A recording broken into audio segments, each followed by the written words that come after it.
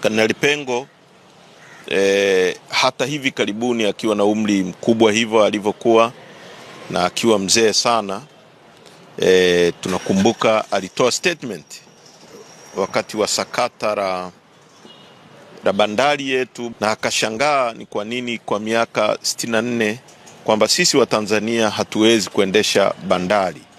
Hiyo inakuambia kwamba ni mtu ambaye alipenda kwamba rasilimali za nchi yetu zitumike kwa ajili ya maendeleo ya watu wetu na sio kunufaisha wageni, huku vijana wengi wa nchi yetu wakibaki maskini.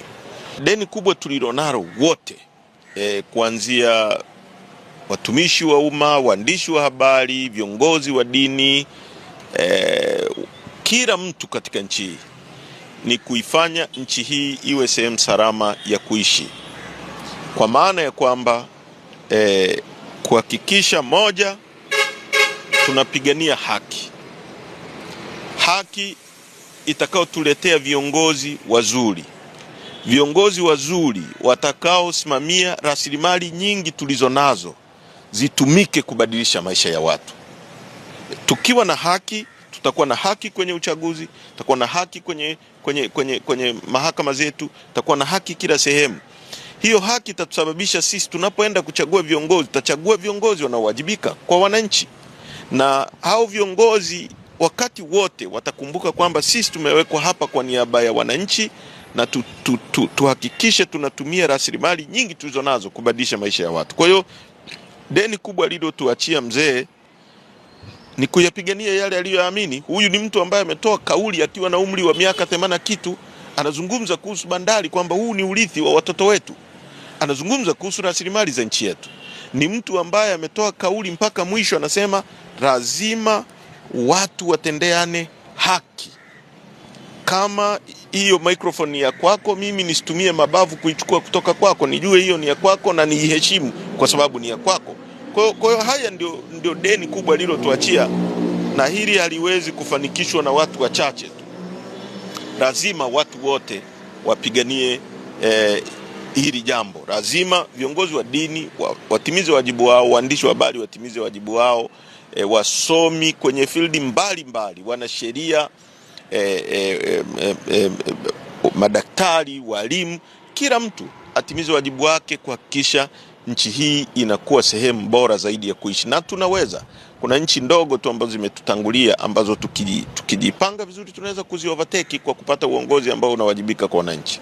Wakati huu ambao kuna kumbukumbu nyingi za picha na zikionyesha Kanali Pengo akiwa na viongozi mbalimbali wa kisiasa wakiombea kwenye maofisi yao na maeneo mengine kama hayo, safari hii hizi inaonekana kama vile wakati mwingine engagement za aina hiyo kama zinatokea basi kwa wachache, na ikitokea unaambiwa hapa hatakiwi kujihusisha na masuala ya siasa na vitu vingine kama hivi. Hii inatoa taswira gani kwenye nchi yetu? Ni kama kuna sehemu kama tumekengeuka hivi, ama kuna vitu haviko sawa, na hasa nafasi ya viongozi wa kimani na kiroho kwenye siasa zetu? Cha kwanza, huwezi kutenganisha viongozi wa kiimani na siasa za nchi. Watu wanaotoa hizo kauli ni watu waovu kwa kifupi, kwa sababu viongozi wa kisiasa wanaenda kwenye madhehebu ya dini kuabudu, wanaenda msikitini, aidha wanaenda makanisani, lakini vile vile wananchi wote ambao wanakwenda kusali kwenye makanisa na kwenye misikiti ndio wanategemea kujenga makanisa, wanategemea kujenga misikiti, na maisha yao yote, maisha hayo ya kupata fursa, ya kupata fedha, ya kupata uchumi, yanategemea uongozi wa kisiasa. Sasa unatenganishaje hivyo vitu? How do you separate dini au masuala ya kiimani na siasa? Kwa sababu imani ndio inayo mold mtu aje kuwa kiongozi. Kama una imani haba utakuwa mwizi, dini inakemea wizi. Kama una imani haba utakuwa fisadi, dini inakemea ufisadi, dini inakemea ukahaba, inakemea uasherati. Sasa unavitenganishaje hivi vitu? Watu wanaofanya hivyo ni watu waoga, wanaotaka viongozi wale wazuri, wanaokemea rushwa, wanaokemea wizi wa rasilimali, wanaokemea maovu, wageuke kuwa chawa wao, na wanapokataa kuwa chawa wao wanawawanisha na watu fulani kwamba hawa ni watu fulani, hawa ni viongozi wa dini fulani, hawa ni viongozi wa chama fulani.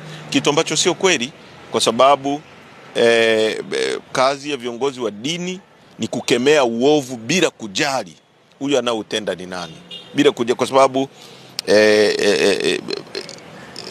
kwa watu wanaosoma vizuri historia ya Biblia, viongozi na manabii miaka yote wamekemea uovu, hata zama za wafalme.